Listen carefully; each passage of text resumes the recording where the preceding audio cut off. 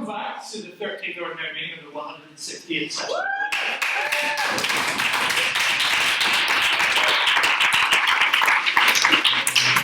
All of you had exams and winter exams, well done. I trust they went well. For first years, ask anyone older than you what winter exams are. Please, you give for nothing. So this semester we have quite a lot in front of us. We have so much in store. We have Conversazione, which is a sort of posh Italian word for formal. We have the EGM, which is the emergency general meeting. Then we have our AGM, and then we have the schools competition, and then we have our birthday pub crawl. So there's quite a lot this semester. This isn't a part where you ask questions. So well, let's save it for presents questions. Mr. Sullivan. I would like to propose a motion in light of recent events. This House would deny Donald Trump a state visit to the United Kingdom. I wonder who will respond to that. Does anyone have an opinion on that matter that they'd like to? Surely they can't go first. Why would you? What do you mean? What? Give reasonings for. Well, would you like to elaborate on your proposition? Because I don't like it.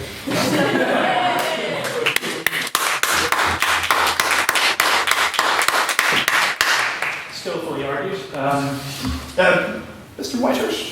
I will say that the terms of the petition is that he might bring disrepute, like in the Queen's presence. He might embarrass the Queen. I've never been a nationalist or a royalist. I didn't want her presence to be disgraced by this moron. Someone came upon me. Who cares? Anyone else? Mr. Fitton? Well, the office of Prime Minister is pretty fine. It's generally accepted to be someone who has the confidence of the House of Commons. But I think it's pretty clear that her Prime Minister does not have the confidence of Her Majesty, because she keeps not letting her in on Brexit stuff and inviting horrible misogynists to come and meet with her and just being generally annoying. So I would like to amend this to this House as no confidence in either Donald Trump or Theresa May. Fair. Would anyone like to raise any issues with the amendment or speak against it? No party polemic. Pardon? That wasn't a party polemic? Well, it is, because it's going against the Conservative Party. It's going against the leader of the government. One more for you, one more for us. Equal lefties. What? Would anyone like to speak against the amendment or propose an alternative amendment? Mr. Odell. Right. Mr. Chairman, members of the House, I have no intention really of defending Donald Trump for his actions. The problem is that I'm going to have to defend Donald Trump and his actions in the presence of this House. When it comes to international diplomacy, unfortunately sometimes morality just has to go out the window. When it comes to an issue such as Brexit, we found that 52% of the United Kingdom was prepared to trash its economy. Compared to sever links with the largest trading market in the world.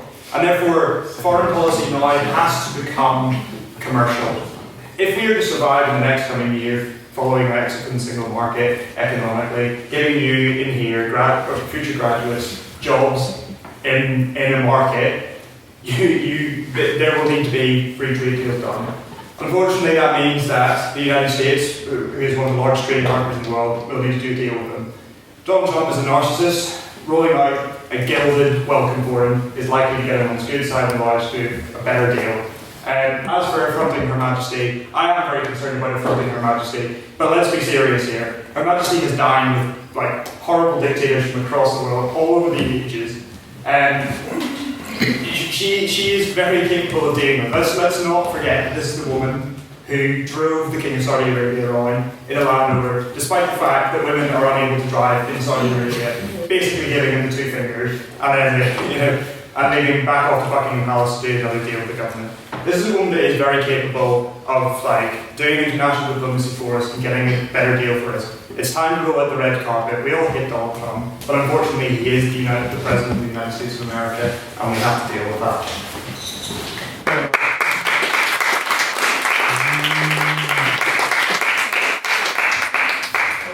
Join Mr. Arnold in defense of moral bankruptcy.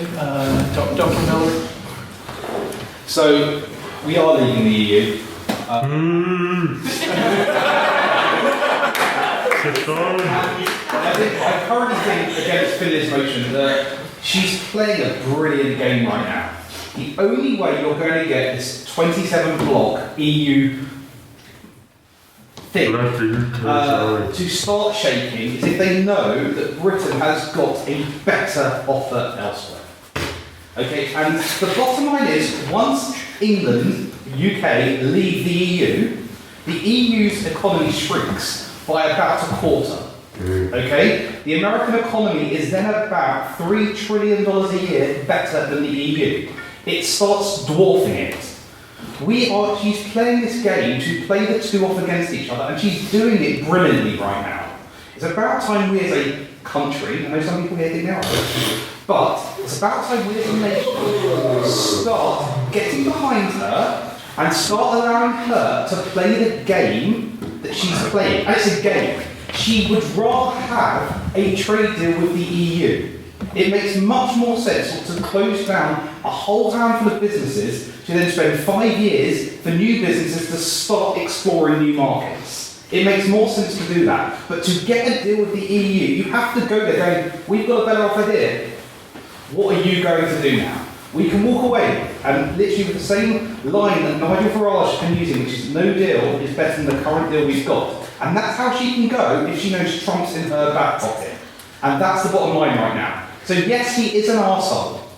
I know that, and I support him.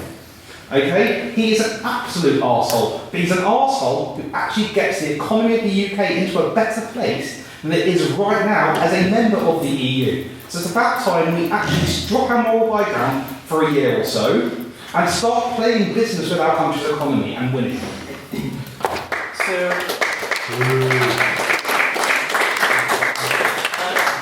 you like to sort of reword that in a way that sort of either addresses Finley's amendment or the actual motion? First, I think we should scrap in this motion. I'm sorry, I think Theresa May, like I say, is actually playing a brilliant game. Okay, so having a vote of no confidence in somebody that's playing a game is completely short-sighted. I'm quite happy to go with the original motion. We'll probably vote the motion with the motion, I'm sure, in this House. But that motion, basically saying we have no confidence in Theresa May, is the most short-sighted motion I've possibly ever heard.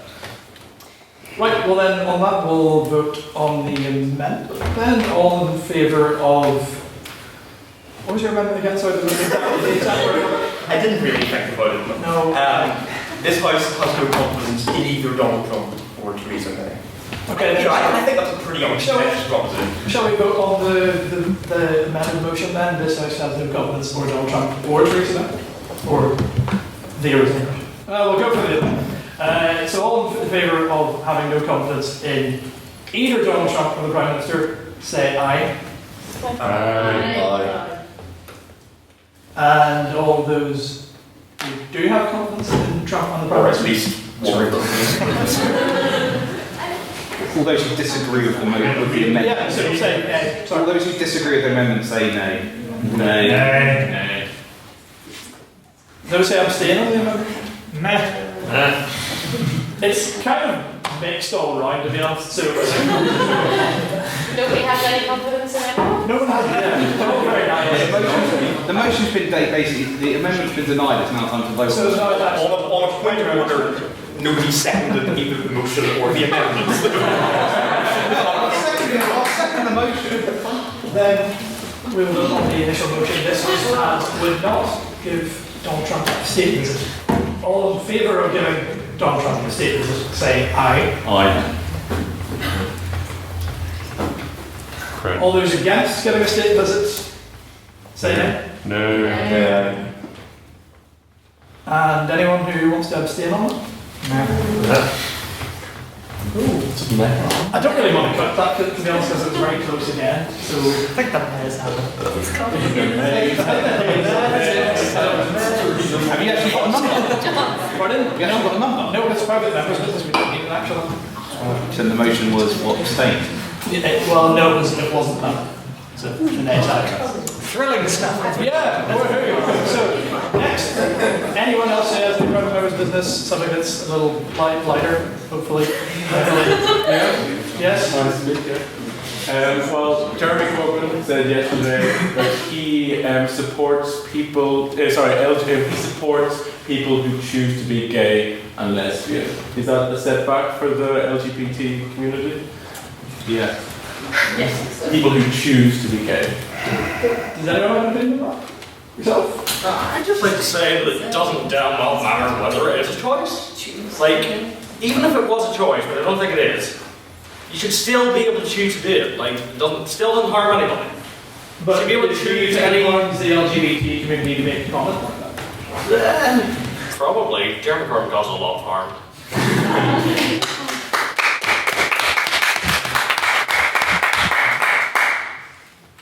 I mean, it's. Do I understand? Yes. Okay. I mean, it's difficult wording because the headline would suggest that the presupposition, it pretty much agrees with you. The presupposition is that you choose to be gay or straight, but reading kind of around it, it does almost seem to be like chooses as in practicing, so supporting people who are practicing homosexuals, which is too much of a kind of grey area, so I think it does do more harm than good overall, all good intentions aside. Certainly not even longer now. Yes, it's coming. Frankly, you're reading too much into that. That's like a subtext of that. And anyone is going to look at that at this level and say, okay, he's saying people choose to be gay, which is just feeding into the rhetoric that, people choose to be gay, like they choose to be, I don't know. I'm not saying this as a comparison, but have an illness or anything. But people don't choose to be gay, like you can't just opt on being that. Jeremy Corbyn should be criticised for that statement, but frankly, I don't believe Jeremy Corbyn knows what any young person thinks or anything, so no wonder he would say that. Right, and with that, we will move on to the minutes of the last debate.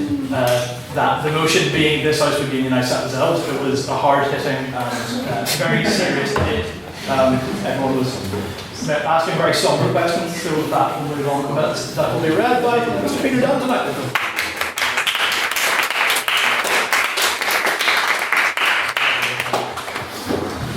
The 12th Ordinary Meeting at the Literature took place on the 15th of December 2016. It was attended by 29 members. Private members' business was kicked off with the issue of a backstabbing Miliband. Who'd have thought, hey, Mr. John McLean brought the business to the House of Ed Miliband not supporting intervention in Syria, citing the atrocities of the Assad government and asking the House to condemn his actions. Ms. Kira Campbell responded by saying that the vote was more specific than just intervention in Syria and related to particular war crimes committed under the Assad administration. Further added to this, Mr. Miller's first contribution to this evening's proceeding was that he likes a good bomb, make that of what you will. And the amendment suggested was made by Mr. Jonathan Flynn and subsequently passed, who suggested that we should condemn Cameron's actions in Syria as well. Thus, President Murphy asked the House, agreed that Ed Miliband was indeed a sneaky snake. The House unequivocally agreed. Ms. Kira Campbell also commented upon our choice of venue for the evening. Instead of the grandeur of the Senate room, we ventured into the soulless Peter Frolic Centre. She wanted the House to know that she was pleased with the surroundings as her feet could touch the floor. At the Literature, we are committed to promoting diversity and looking after our fellow Literations. Thus, the comment was well noted. We swiftly moved on to President's questions, where Miss Lily Vetter asked what the President was doing for Christmas dinner. Mr. Murphy asserted that he wasn't just having a Christmas dinner, but a middle-class Christmas dinner. Yes, ladies and gentlemen, this is your President. Thus, the motion everybody been waiting for was announced. This House would unionise Santa's elves. Craig Miller opened for the proposition, and even with a debate far removed from the wonderful world of Northern Irish politics, he managed to mention Sinn Féin. Dr. Miller pointed out the apparent disastrous effect of uniting elves, and yes, he was speaking for the proposition, and went on to vindicate the eradication of elves and bringing Christmas back to its true meaning, reducing the commercialisation of this religious festival. Mr. Hugh Dobbin kicked off the argument for proposition by stating that he was a big lover of the JC, but questioned its relevance to the motion. Mr. Dobbin's defence of not unionising elves was begun by asserting that we need to look at the unique socio-economic makeup of the North Pole. We don't debate things like half here at the Literature.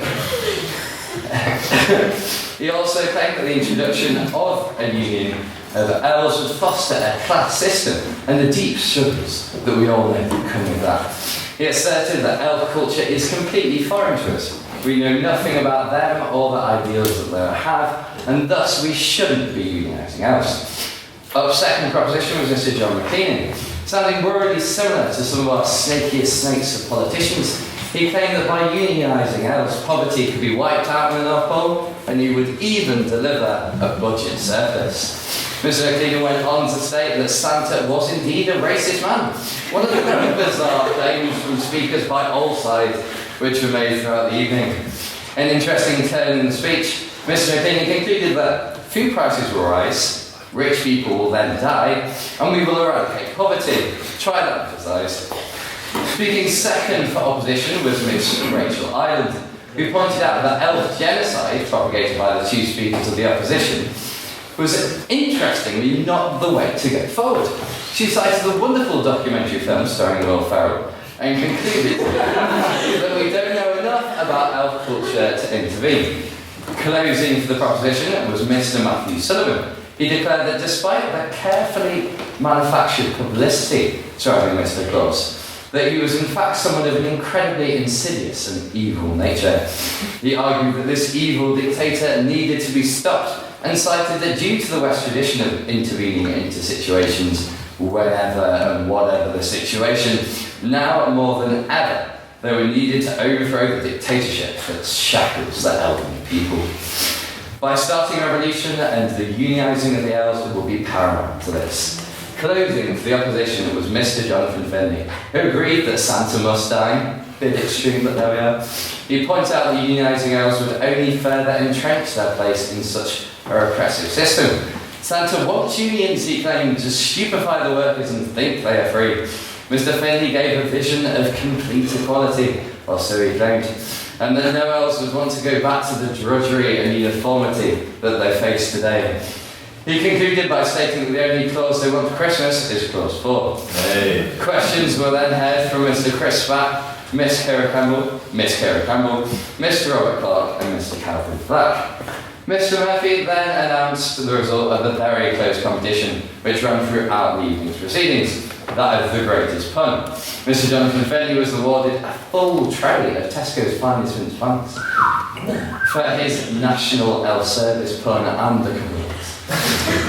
The President then announced that after the vote of speakability, the House wanted to euthanise the elves. After correcting himself, he announced that the motion has not passed. Therefore, no unionising of elves. Bit of shame, really. Might take a minute to vote.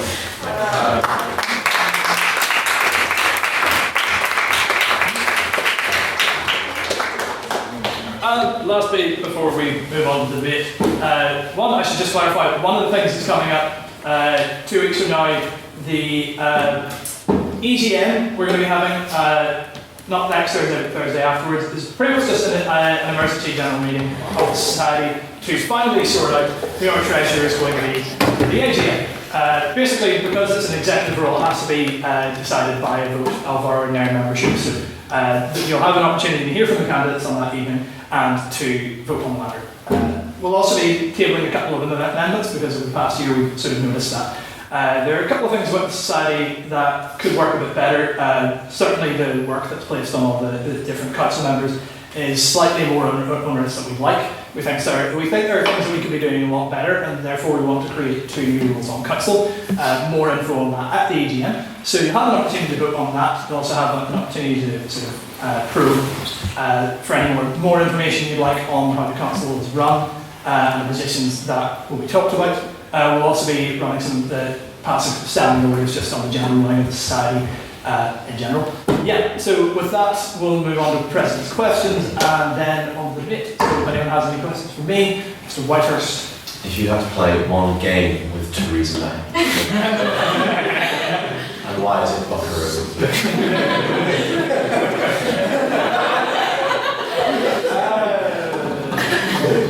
I'd say the game of life, but she'd probably put me at a disadvantage.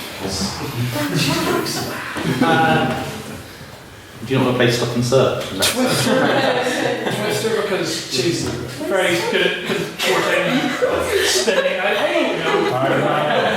Not very good. I just realised that sounds really wrong. I rescind that comment. She's flexible. Mr. Miller, Dr. Miller. Can we start celebrating Obama Day, please? No. Anyway, Miss. No cure candle? No, Miss. Oh, okay. So far in 2017, what's your favourite song? Well, I mean, does it have to be this year? Yeah. Well, I was going to say Kate Bush, doing one of the Whitehurst, but that there guy, what's his name? Bon Iver hasn't released a song this year, has he? No. I can't think of a single contemporary song this year. I don't know, maybe I don't. Okay, actually, there's because I'm a stereotypical white boy, I listen to quite a lot of hip hop. So there's an artist called Sappho who released a song in January. Check that out. Yeah. So. Sounds good. I don't know. Can we move on to another question? It is less embarrassing. Mr. Arnold. I can't remember what's so less embarrassing. Where did you get your bow tie? The same place I told you I got the last.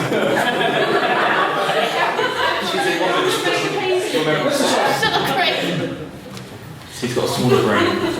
Mr. President, as the leader of this society, you're a shining example to all of us. Indeed, it can be said that many of us look up to you as an example of how we should live our lives. To that end,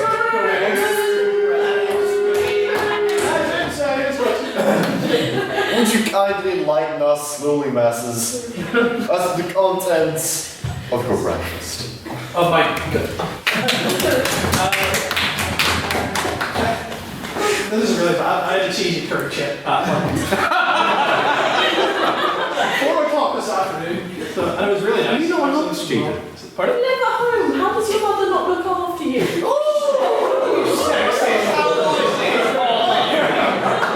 We live in an egalitarian society where my mum was at work and I didn't get out of bed till actually I was out of bed to go to class this morning, but after that I didn't have much to do, so I thought, curry chip, why not?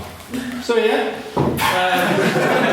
it is potatoes, so that technically is like 1 of your 5 a day. I'm counting it as that anyway. Don't look at that. I'm counting it one no matter what you do. Mr. Black, this will be the final question. Thank you. Sorry, this isn't quite the right spot, but it took me a while to confirm that my question was going to be accurate before I asked it. There was a slight omission from the minutes. I believe, hopefully those of you who were there at the last meeting before Christmas will recall that I suggested a motion that my good friend Mr. McLennan be nicknamed Minnie Miller.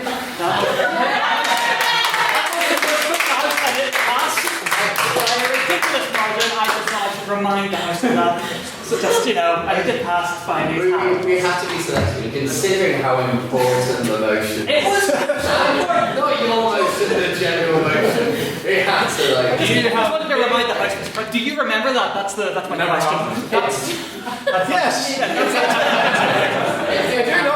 The fact it wasn't in the minutes, though, it means it didn't actually happen. Therefore, he is no longer Minnie Miller. Therefore, we're moving on to this debate. Therefore, he's not Minnie Miller. I might use this as an opportunity to make a motion on You can't do that in PMQs. You can only do that in private members. Moving on. Order! That was on there. So tonight, this house would allow women monthly menstruation leave or monthly, whatever syntax you prefer. Say it wherever you want. First speaker for the proposition, Miss Rachel Ireland. Hello.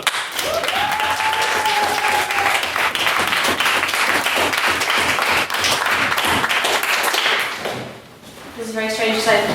This is the first time I've ever used notes on my phone to make a speech instead of having an actual bit of pen and paper now. So this is progress, people. And you know what else is progress? Granting women monthly menstruation leave is progress. In the workplace. I'll get to that point in a minute. It's in my first minute. So I would argue that, well, for a start, for a change, I'm not really going to talk as much about the kind of social importance of granting women monthly menstruation leave, but kind of summing up a few ways of how it could actually be practically put into practice. So my suggestion is that it would actually be something that's closer to like a flexi time, so women can build up extra hours throughout the month or throughout the year, and then if they need to, because for anyone who's not sure, no 2 periods are the same, which is something I never thought I'd say on tape.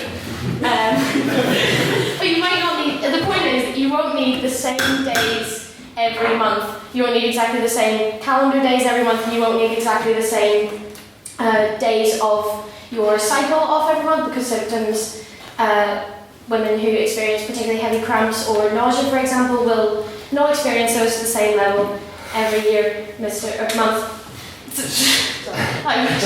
Surely there's quite a lot of jobs where flexi time just wouldn't work. Like if you're a teacher, you need to be there to teach your children and like.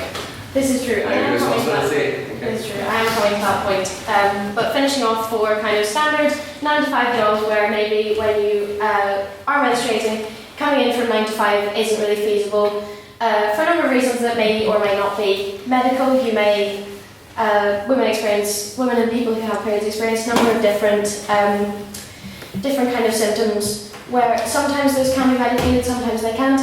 But ultimately, work in a particular controlled environment will suffer if women are asked to come in to work when they may be running to the bathroom every 2 minutes because they feel they need to throw up, when they may be pounding back paracetamol or ibuprofen every 4 hours, whatever it is. So it gives women the opportunity to manage their periods as they choose while still contributing to a admittedly more office-style workplace. Point. Yes.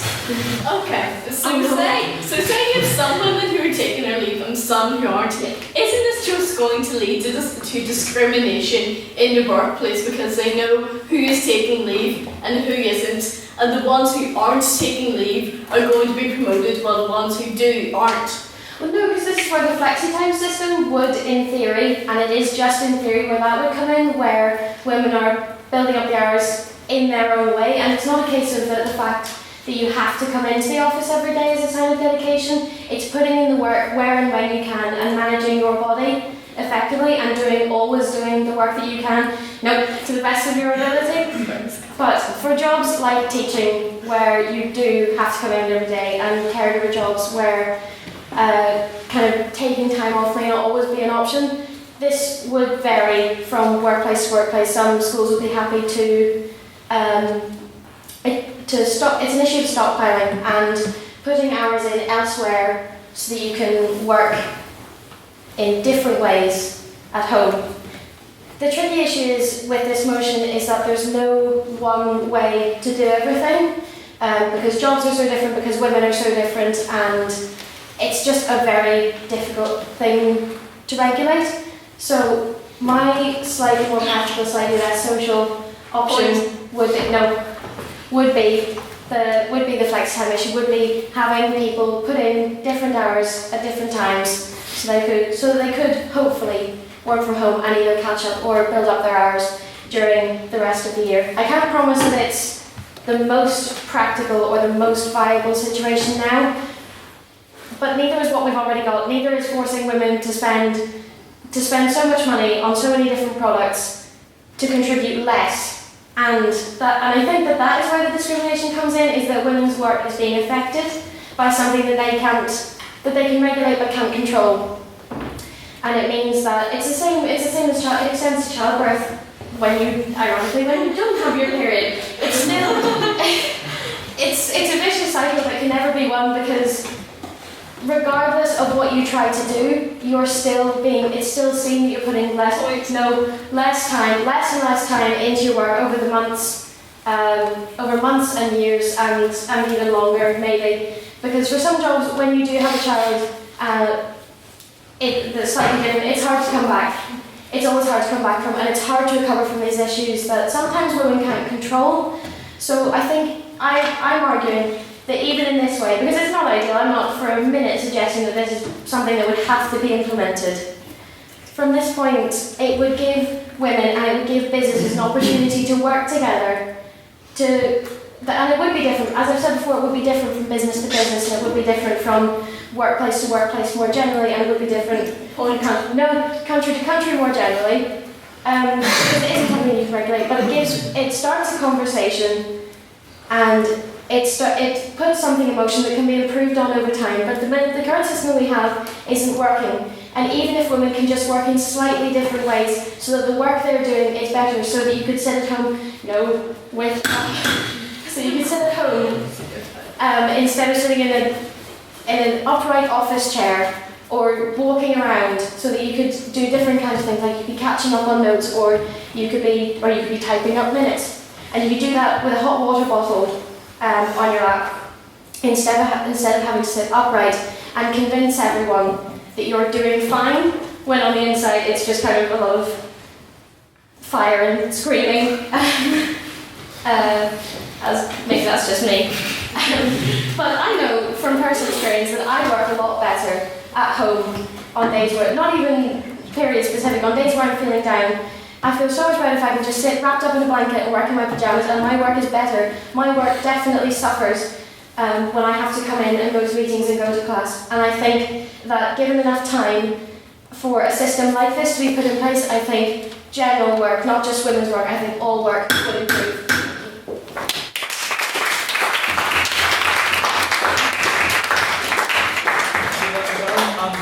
The opposition now, Mr. Udall.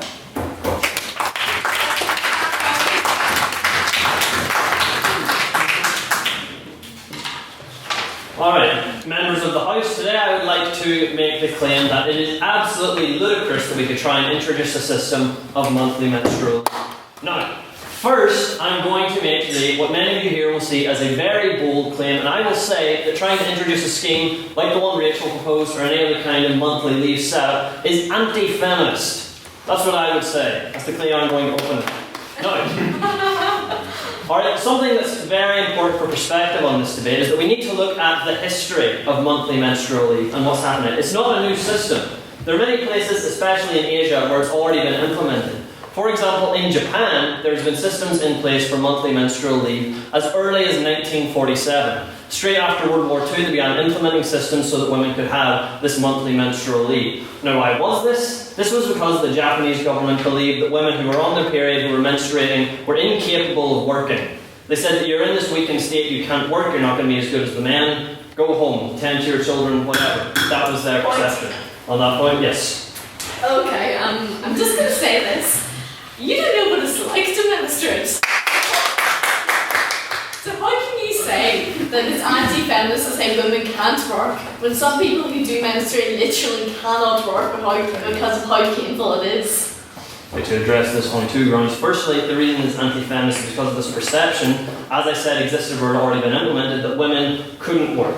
This is obviously not the case. It's important that we can empower women in the workplace. We shouldn't say that once a month you're not welcome here, once a month you can't work properly. Instead, we should work towards a system whereby, no matter how they are, how they're feeling, women can work effectively in the workplace. Now, what was your second point there? I forgot.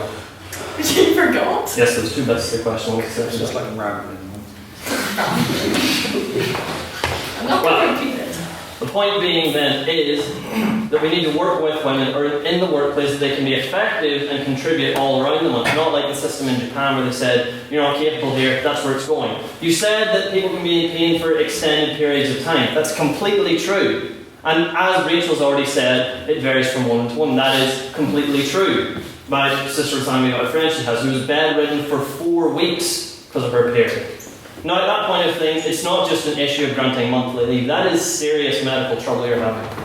And there should be systems in place to seek professional medical help for that. And if that's the sort of condition you're in, you can't just say in monthly leave, this is definitely going to sort that out. In that case, it wouldn't. Yes? Firstly, you're comparing a system that was implemented after World War II, which you said yourself, which is clearly an outdated system. There have since been things like more modern, that have been working better, that aren't necessarily about kicking women out of the workplace. Secondly, things to do with medical conditions, although they you may be able to get help initially, a lot of them are long-reaching things that can't necessarily be cured immediately. I have a friend who can't get out of bed in the morning, and basically a lot of stuff, although it may occur each month, it is a prolonged thing you physically can't leave for.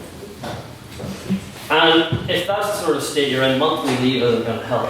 That's not the proper system we're trying to implement in this state. There should be systems in place with employers that can properly protect people's medical needs, which I don't believe that a system of monthly leave is going to do. Now, let's talk about the issue of Rachel's flexi-time system, which she suggested. I believe there is no possible way you can implement that fairly. In terms of even sorting out how much time do you get, how is time allocated, it's a very dodgy system in trying to prove this. This is an argument I know many people will be fearing coming up tonight. I know many do have many reservations with, but it would be discriminatory towards male workers. And here's why. Here's why. Is because if this is just time you're building up over the course of the year, you may have a female employee, a woman who has no problems working on her period while she's menstruating, and that's fine. But say she builds that time up all over the year and she's able to use that to take a week-long holiday at the end of the year. A male doesn't have this option. This is time they don't have. It's just extra holiday time you're giving to women, sometimes free. And I don't believe that's fair. So a better system would be needed to be put in place. And I don't believe there's any way that, as the motion suggests, giving monthly leave can accomplish that. These are the practical difficulties. Alright, and if you're saying, well, maybe there's ways that you can, make sure that there's no such abuse in the system, you can't. There's no practical way you can ask. Yeah? Well, maybe if we're going to make this fair, you should set up a system where you put meals and paid for 3 days a month. We all listen to you. Okay. The point is, the issue here is employment. You can't do that unless you're advocating torture for this Trump. But the point is, On a point of order, I would just like to put it to Mr. President, Secretary, or the House in general to consult the Constitution and see if the comment that Craig just made is in line. I didn't actually hear the comment. I was about to say the same thing. Kira said perhaps that one solution would be to put men in PM for 3 days a month, and Craig said we listen to you. He also clearly said that the comment earlier was simply wrong and we should do this. Yeah, well, consult the Constitution about that. I would ask that everyone on both sides of the House try and maintain a respectful manner to everyone who's speaking, and not to make snide or ad hominem attacks against them just because I have a contrary opinion to you.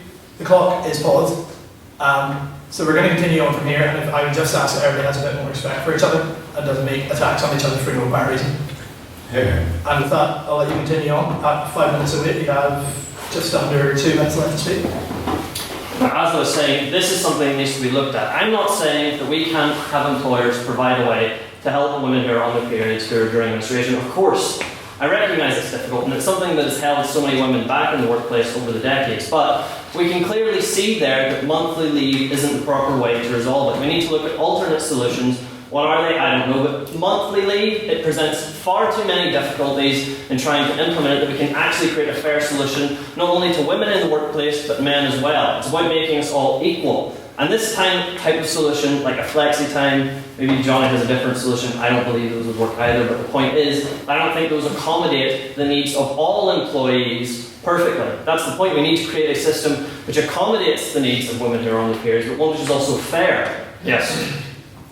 I definitely appreciate ideas of speaking for equality, and I completely accept that. But you do have to acknowledge that there are different needs between those people who have periods and people who don't have them. There's very few ways to kind of cater to both sides evenly. What would you suggest in place of that, if you have any? Well, that's what I'm saying here, is because a monthly leave system is impossible to implement. There's no way to prove it. Would you try and ask a woman in employment to prove they're on their period so they can take time off? That's a completely unreasonable to try and ask that. I wouldn't try and implement that. If sanitary products are so expensive, employers would ask them to help with that, not granting leave, because that can be more unfair. Systems in place that you can help out women with difficulties they face, but it's going to wind up being inherently discriminatory. and difficult to implement if it was a system like that, if you're trying to prove properly, embarrassing to women, could be alienating in the workplace, that it becomes very clear this system doesn't help women in the workplace. It puts them in a difficult position, one that's impossible to implement, and therefore, ladies and gentlemen, we must reject the motion today. Thank you.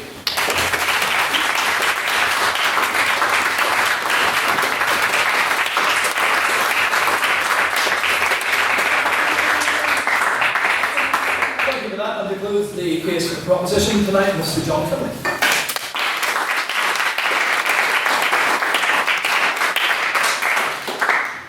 Thank you, Mr. President, Mr. Secretary, members of the House. Just to start off on a personal note, I'd like to say this is something of a valedictory speech for me because I will be getting off from this province about a week from now, so it won't be horrificing that much in a long time.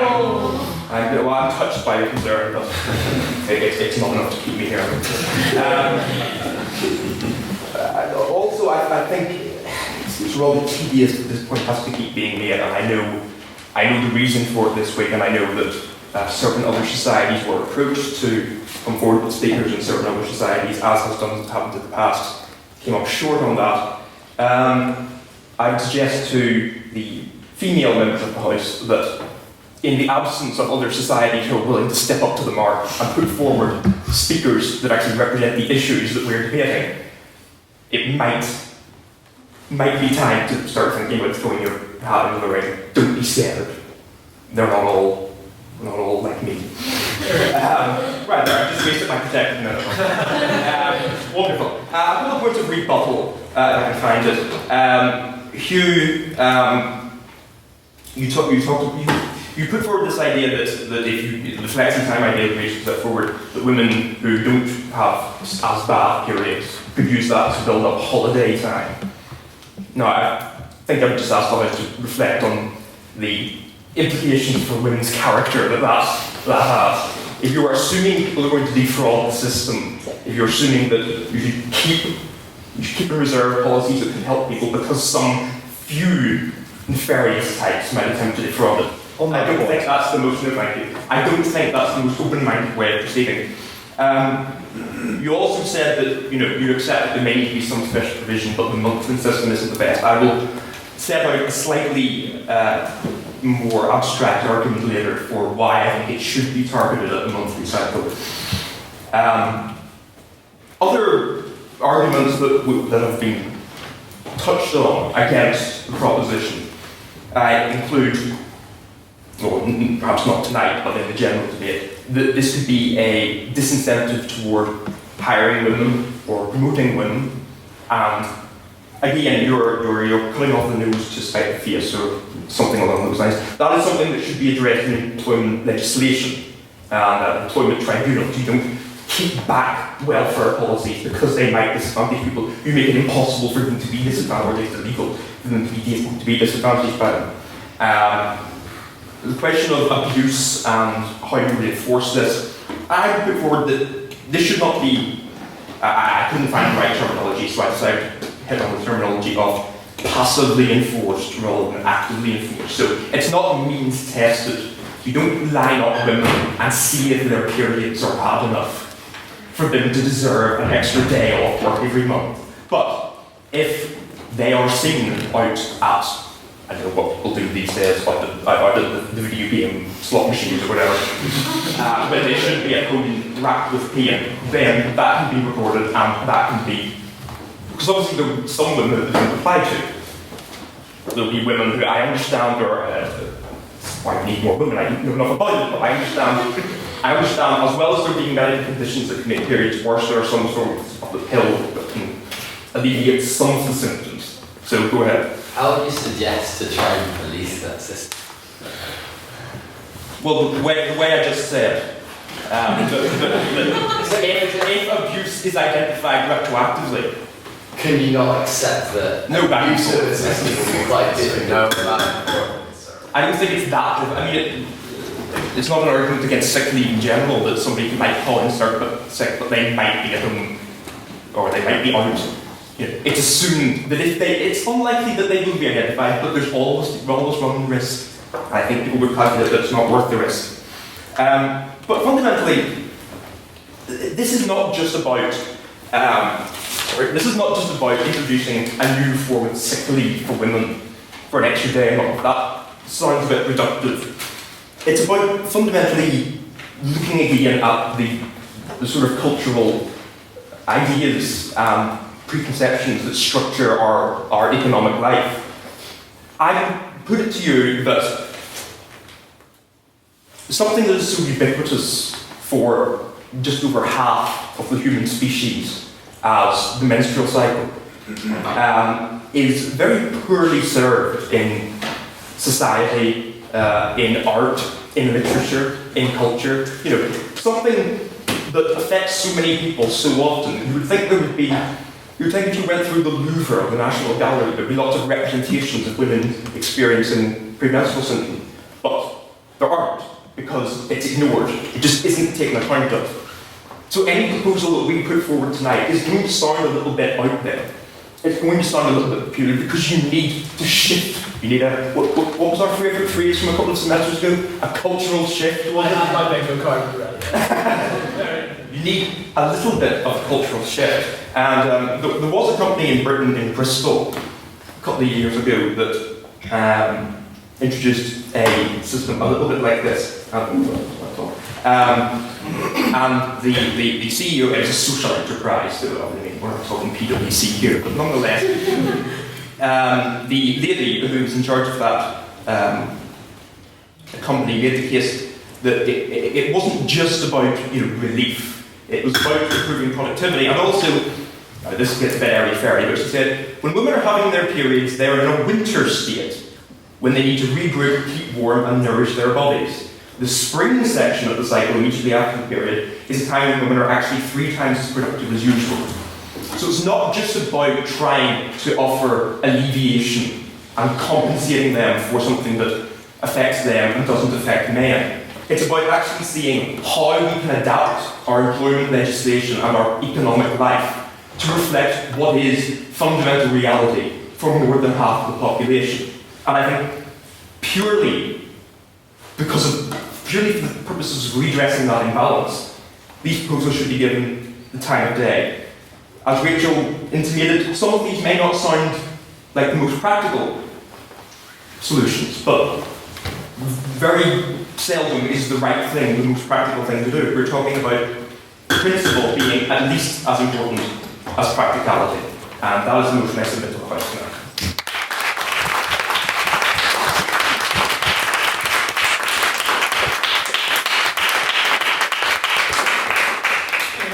Concludes for the opposition tonight, and therefore the debate, Mr. Colin O'Neill.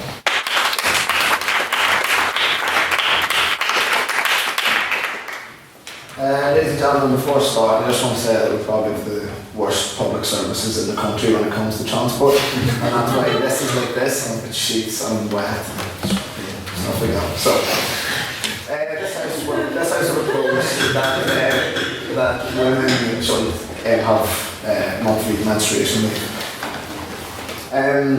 Comrades, I understand the ironic misogyny of a man coming up here to speak on issues related to the well-being of women. I get it, I do. But as this motion directly affects both the sexes, I feel it's valid for myself to have my 5 minutes, or 7 as it were, to say my piece. Having been created and not so well endowed with the body part of a man, I'll never use this time to tell women how troublesome and painful periods are. I'll stick to what I know, thank you. The issues I'll be raising will be related to workplace productivity, societal impacts, and the hot potato that is gender inequality. To start, the working week is a fundamental pillar of our society. The idea that a person goes into work for 5 8-hour days with 2 days rest to finish is the staple, and it's also imperative to most functioning workplaces in this country anyway. This is how contracts is this true in the digital age where so many people are freelancing? Would you say that, would you agree that the 9 to 5, 8 to 5, 5-day week is still as prevalent as it once was? It's definitely not as prevalent, no, but it's still probably bread and butter 90% of jobs in terms of the workday week. So it's still huge. Even if you look at part-time work during the weekends, you'll always find that your teams that you're working with, I know I do, your teams are actually quite small. And so if we were to take again people out of this equation, it just makes employers' jobs that bit harder. If a person was to be on leave, it would throw this productive cycle out of sync. Furthermore, it would promote a stinking attitude, passing women over for promotions if their employers knew that they availed of menstrual leave. This would only further cut their chances of trying to climb the ladder, which is hopefully what we all agree it should be about. In relation to fiscal issues in the workplace, if it were to be unpaid leave, the financial gap between the sexes would only increase, further ingraining into our society the idea that men need to go out and work and earn the bacon to look after the woman. This motion should be heavily scrutinised on this basis, no matter how pious or morally sound its intentions. Moving on to the complete quagmire that will be paid leave, we see further problems ahead. Again, I can't empathise with women's menstrual tribulations. I can't imagine what it feels like to have their body shed a layer of tissue on a monthly basis. I can only sympathise. So if you've got a female surgeon who's mid-menstruation, cramping up, it's her day to have a theatre list. Would you want her operating on that day, or would you want her to have the ability to be flexible and go, I can operate in 3 days' time, I might have a theatre then, because that's effectively the flexible time that we're talking about here. I understand, and I take that point. Again, for women who do, and I do know girls who do get periods really bad, and it is a major issue, but again, you have to look at all women, and doesn't affect all women the same way. I know you're right, I wouldn't want my surgeon, if she felt she wasn't able, but I would argue they'd possibly take sick leave, or look at it further in those specific cases to look for different sort of hours or different employment. Where was I? Right. Wikipedia tells me that it's quite sore. It's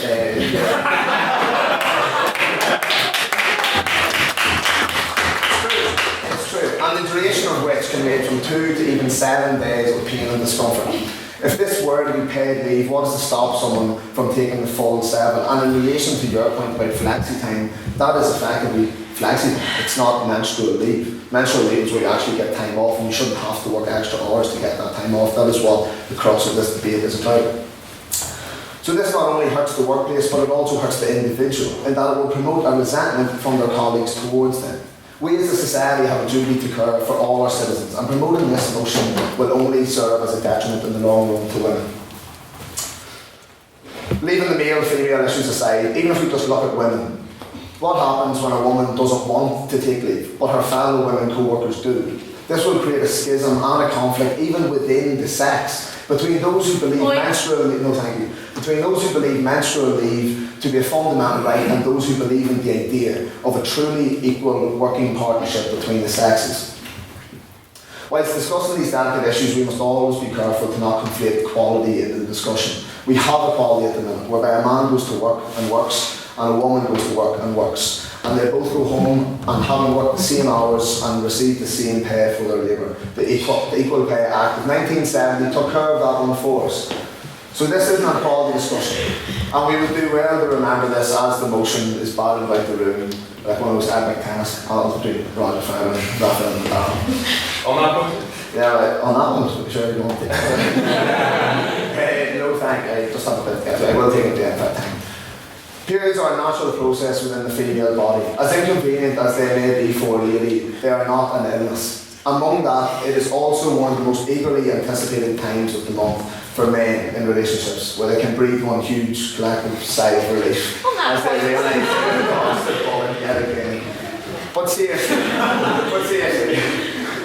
leave it up to men to be the bringers of sanctuary and the breaker of chains. To women, telling them that, you know what, you need to go off and rest, and as if they don't already know how to deal with the period themselves. Leave it to us to tell half the population that they need to take some rest. Some fat cat boss man in the office telling little Sandra deal with the pretty red heels, that she needs to go home and deal with something that she's always dealt with her whole life. This motion would only seek to embolden misogynistic men who believe that sexes are different when it comes to their work productivity. Women have come so far in the last century with regards to equality in the workplace, and this motion threatens to jeopardise those achievements in an admirable but overall fruitless endeavour. I believe, and I hope this belief is shared throughout this room, that women and men have an equal part to play in our society, and giving women menstruation leave for those reasons would only show that this isn't the case. Women are a tough, durable, pragmatic people. They don't need menstrual leave, and more importantly, the studies have shown that they don't want it.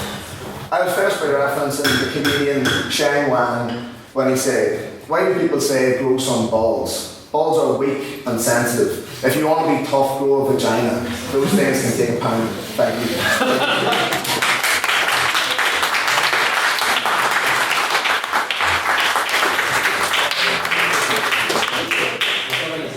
Second that, we'll now take two questions from either side, two sort of abstaining points of emotion or just questions in general if you have them.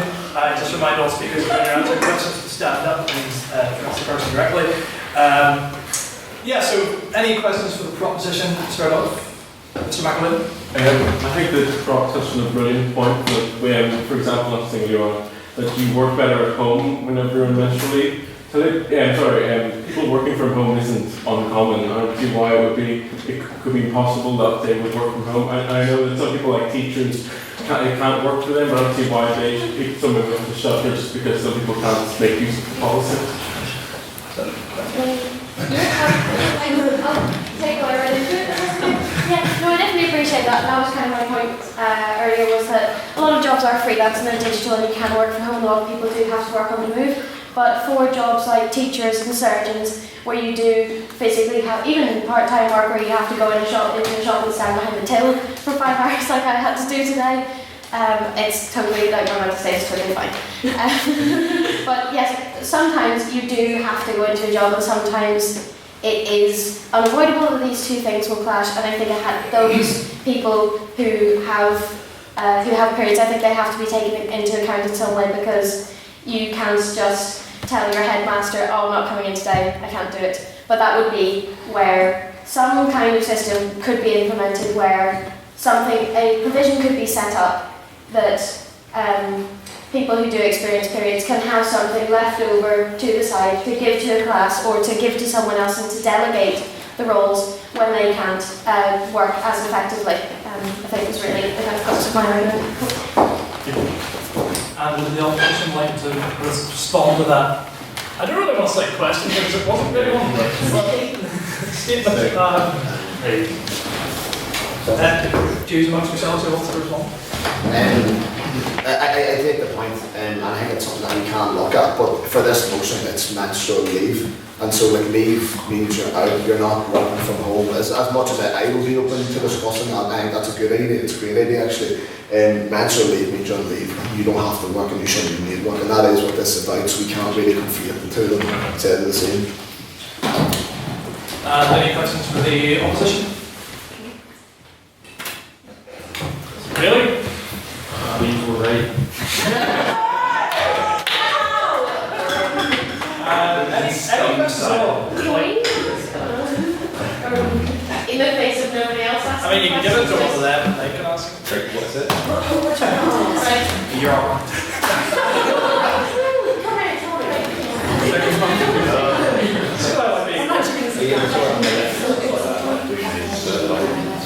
And part of the procedures is flying off. Not the question.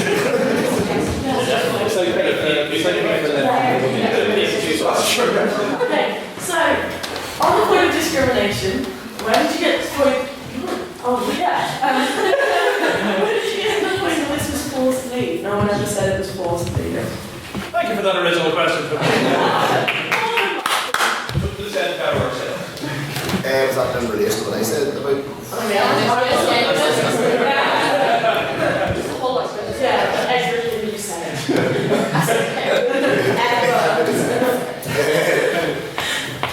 I don't think I said forced leave. I may have referred it, but I never said it was forced, mainly because we don't really know if it's going to be forced or not. But I bet it will be forced. You can't really make someone know that if they don't want to. So I'm not really sure what your point was. As in like Mr. Bossman. Okay, that was just a bit of fun, you know, just Mr. Bossman.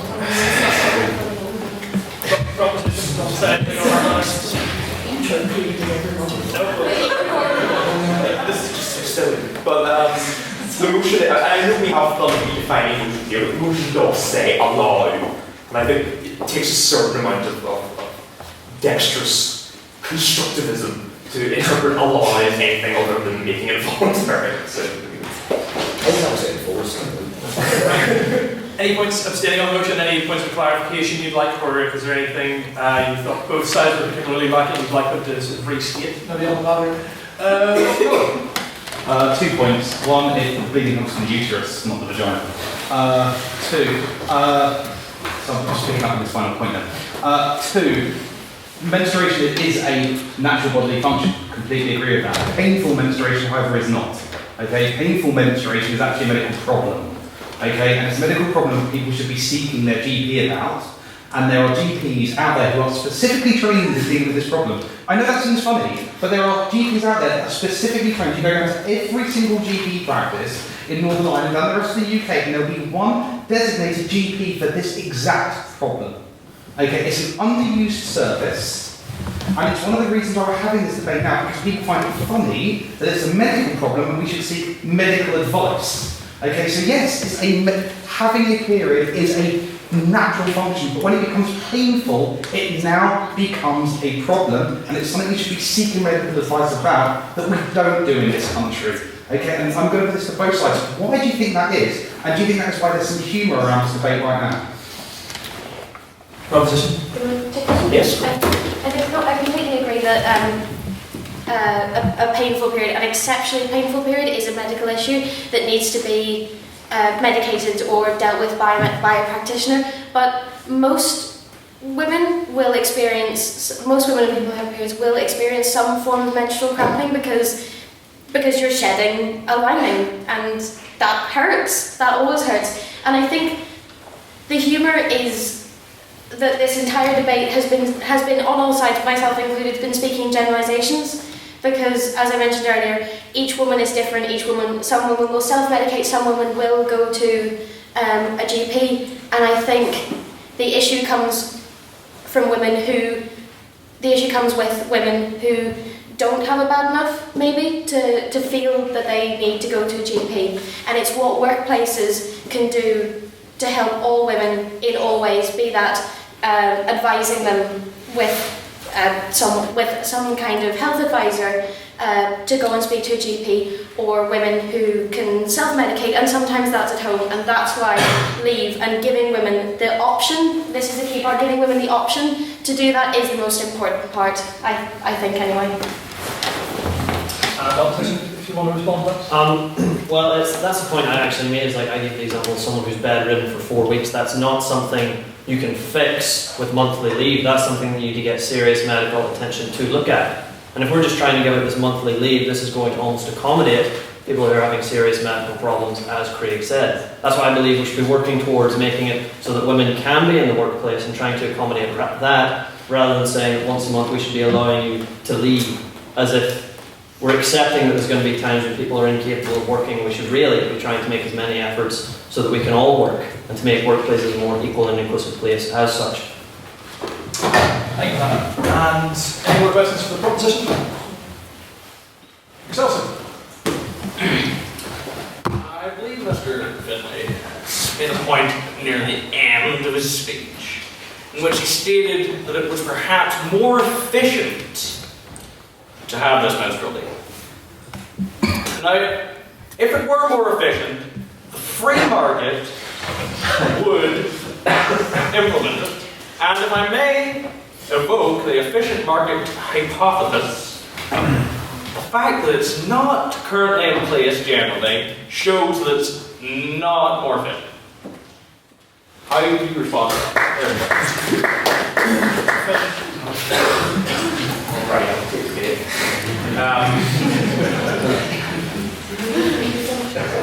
If we're going to be here all about it, why not? I didn't say more efficient, I said more productive.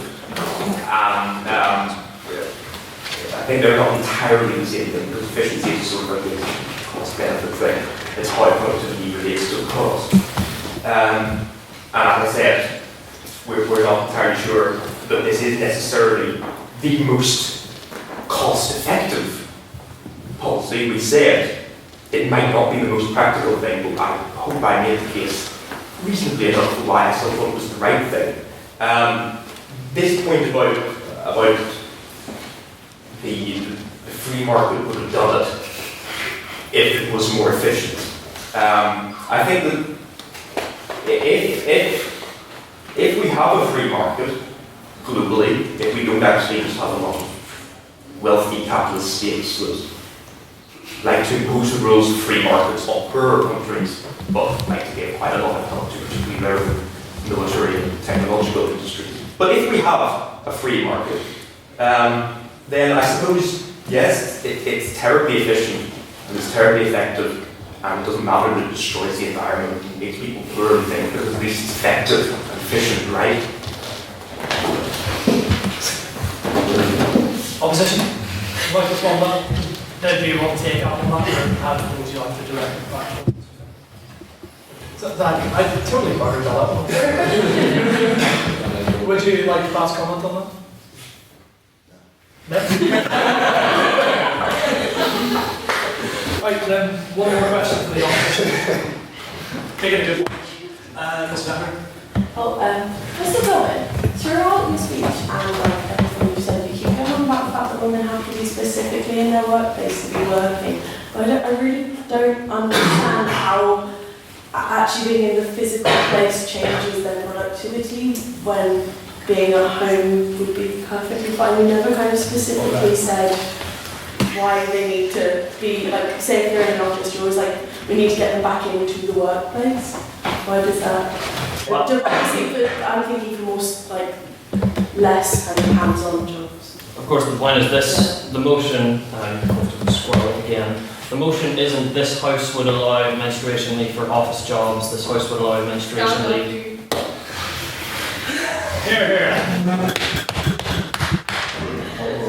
The motion isn't that this House will allow menstruation leave for these specific sectors, it's we can therefore interpret it as being across the board, and therefore this is something we need to take into consideration, because as was rightly pointed out earlier, it's not possible in every sector to work for home or for you to have your work be flexible from your workplace or as that. And the point is, as Colin pointed out, menstrual leave means you are not working. You're not going to be working. The point is that if you're on leave, then your productivity as such has ceased altogether. And that's why I believe that's something I needed to address. Proposition, like to respond to that? I completely support those bureaucracy has been the way of being because it felt. Yes, I do take the point about leave, and this has kind of been the crux of the debate as well. There is no one good way to sort this issue out. If we do take it as leave, if we take it as flexi leave, it's not fair that women have to women people who have to put in this extra couple of hours in order to have a day off. But I think we have to take into account that this is an experience that not everybody across the board will face. It is different from sick leave and should be treated as such, because it's always an extra add-on that people who do experience periods have to face, both, or including in terms of monetary value. Like, you do have to buy different things, and you have to take different things into account in terms of the fact that it is cyclical, and I think that's where monthly leave would come in handy. And one final outstanding question was Scott Miller. Well, actually, sorry, I'll take Mr. Black there because he's going to ask the best. So, this is going to seem tangential, but there's a point. Obviously, we all know that there are thousands, probably millions of children dying around the world every day in third world countries. Poverty, famine, disease, blah, blah, blah. We all know this. We all also know that our money is can buy so much more in their countries. If we were all to give £10 a month, that would probably make a huge difference over there. But very few of us actually do that. And that's because there is that disconnect between there is something wrong and we can do something about this. I would put to the House that a similar thing exists with the men in the room. We are very conscious of the fact that, yes, women experience something that's terribly painful that we have no real conception of. But we don't really, we can't, empathy can only take you so far, is what I'm saying. So I don't know if the chair would permit just say a brief show of hands from the women of the House, because I'd be very interested to see if it was just completely unanimous from them in favour or whatnot. In favour of In favour of the motion, because I imagine. I mean, I think we could take a vote like that at the end when we're doing our more substantive voting. It's just that the point about the thing Hugh made, and I knew it was going to come up, not saying anything, just about, people are going to take this leave whenever they don't really need to, blah, blah, blah, blah. I don't think there's anyone in this house who would seriously think, any women in this house would seriously think like that. So I would be more interested from, purely pragmatic, practical standpoint, if the women of the house think this is a genuinely good thing that they need. Because the men, I would say, don't really know. So I was might take a vote on that at the end when we're doing our more substantive voting. Okay. Second one. Yeah, I'll take that because that didn't really cut as a bad reaction. Honestly, I'm genuinely actually torn between both sides of this argument, and I think about it in terms of the jobs out there where you've really got to be on form when you're there. Okay, there are jobs out there, we know this, that where you have to be on your game and where you can just turn up and go through the motions. Okay, so let's just take a barrister and it's closing day on a murder trial where the guy's going down for life, and it's a female, and you've got a female barrister, and it's the time of the month where it's really painful. Should she be able to basically turn around to her client and go, look, I'm not on my game today, we need to postpone? Then how does that go down? Does the judge go, okay, that's fine, we can postpone this till tomorrow? Because that's fair then for the person, the victim, well, not fair for the victim, but it's fair for the actual person who's getting charges pressed against them. And the same thing with the surgeon. So I'm actually genuinely torn here, where you've got these really high sort of performing jobs, and you've genuinely got a decrease in performance at certain times of the month. Right, so I think there is real legs here, and it comes from when the female Chinese gymnast basically said, I was like 0.3 points down on the final of the gymnastic competition because it was that time of the month. Okay, and so she's come out and done it. One of the reasons I really want to have this debate is because when you've got real high-level athletes that are coming out and saying these sort of things, how on earth do you legislate for that? Do you have a specific set of jobs in which you can genuinely go, actually, we need to postpone for 2 days? Or do you have it across the entire field of work, where you can turn up and run through the motions in a little bit of pain, which is actually reduced if you're on the correct medications? So that's why I'm genuinely torn here. So this is a point of motion. How do you both respond to dealing with those sort of differences in the workplace between what I would call the really high-performing jobs and the ones where you can run through the motions? The proposition take first opportunity to respond to it.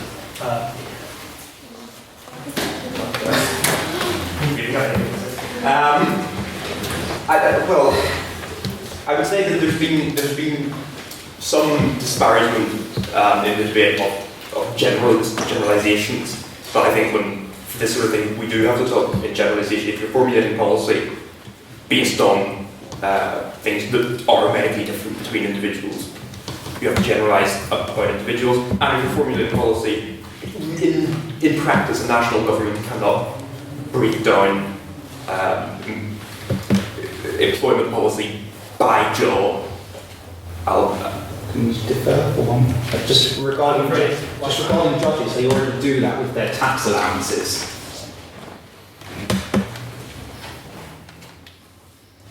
Well, okay, fair. I think no, but I don't think actually. I mean, okay, that's a technical point about how we frame the discussion. I think the substance of the discussion then actually doesn't make a huge difference.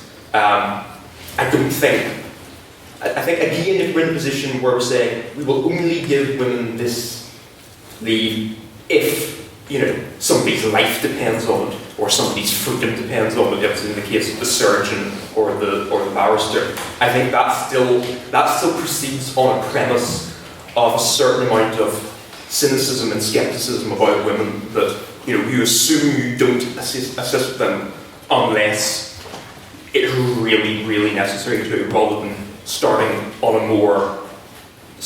a basis which recognises that these issues exist, and there may be ways of dealing with them that aren't absolutely necessary for some people, but are still nonetheless, I can't think of the word.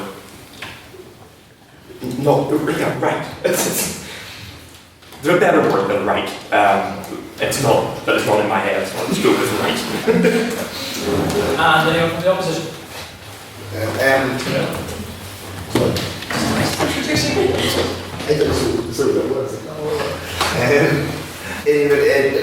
Directly in relation to your point about athletes and stuff, again, I would 100% believe that everyone had said their job performance is down because of the pain they're going through. And so, what do you do? What do you do for the Olympics? You know, like this happens. I'm sure it affects all athletes. I'm sure it affects lawyers and doctors. And but what do you want to do if we have a murder trial and someone's going to be sentenced or there's a lawyer has to be in their top game but they're not and they take leave and then then what do you do for the victim? Is it fair for the victim to then have to sit through a retrial or there is only so far you can take this sort of thing. And even if you were to introduce menstrual leave, there's always going to be jobs that you just know you can't take it.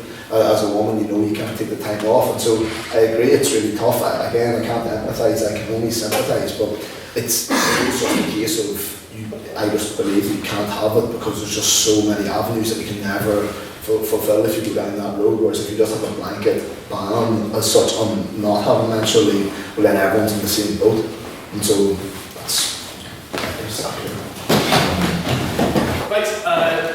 We'll move on to the substantive vote of the House. I think what we'll do is we'll go for the vote of prior opinion, vote on Speaker ability, and then we'll take sort of poll of women of the House, seeing their opinions are on this motion.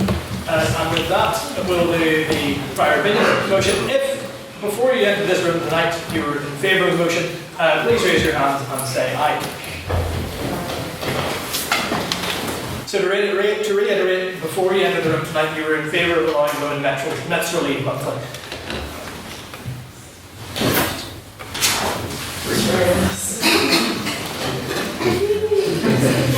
And if you were opposed to the motion before you entered the House this evening.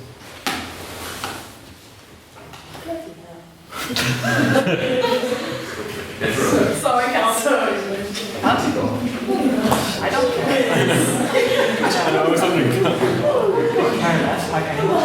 And if you didn't really have an opinion on the motion before you entered the room tonight, please put your hands up and say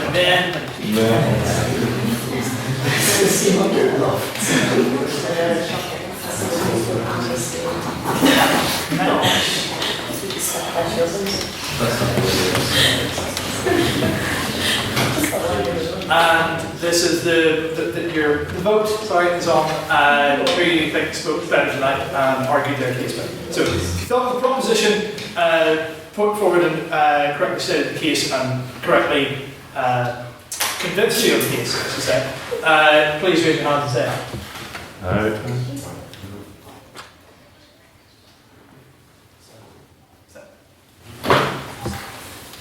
And if you thought the opposition managed to rebut the case tonight and you don't think the motion should pass based on the Speaker ability, please put your hands up and say nay. Very heartfelt nay.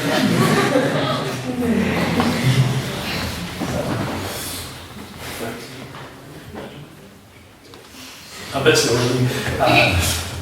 Just at a hand count.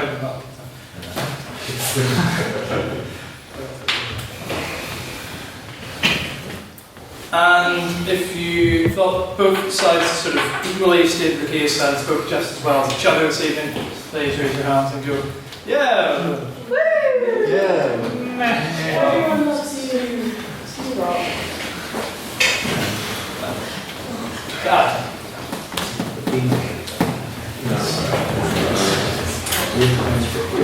And our final vote will be vote of the House tonight. So, women, if you that's how you ladies.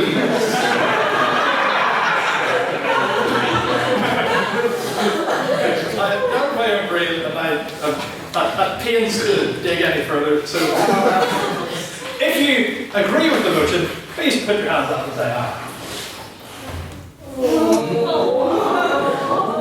It's strong. Pick it up strong right now. And if you personally are against against the motion, say, put your hand up and say nay. No. Are you voting?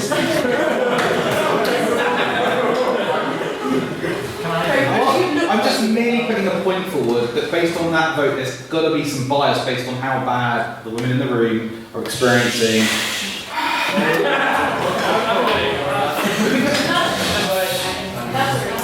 So, can I just take the nay votes again, please, so we can raise our hands again?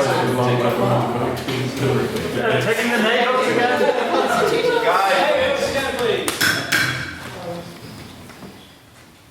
There was more. They're all indecisive. There's some steering in the room right now. And so, on prior opinion, the motion failed. After the debate, the motion failed.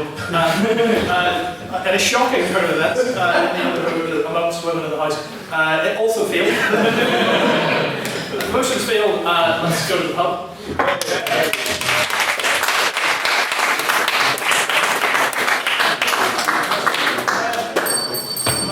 I should probably give more details on the pub crawl that will be happening. The Considerate birthday is usually held on the 12th of February every year. I should know this stuff. Yeah, it's held on the 12th of February every year, but given that the 12th of February this year is on the Sunday, I'd like to keep the stuff rolling on. We will be holding it on the 13th, which is a Monday week, I believe.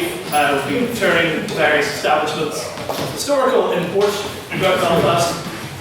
Price for members will be £3, the price for non-members will be £4. Please come along and watch how much of a disgrace Rob is when he's drunk. Yes, so if you want to pay for that, we'll come along and have fun. I'll promise I'll buy you cake. Give money to Chris Pratt, who's Don't make promises we can't deliver on. President, he has to. No. After that, let's go to the pub.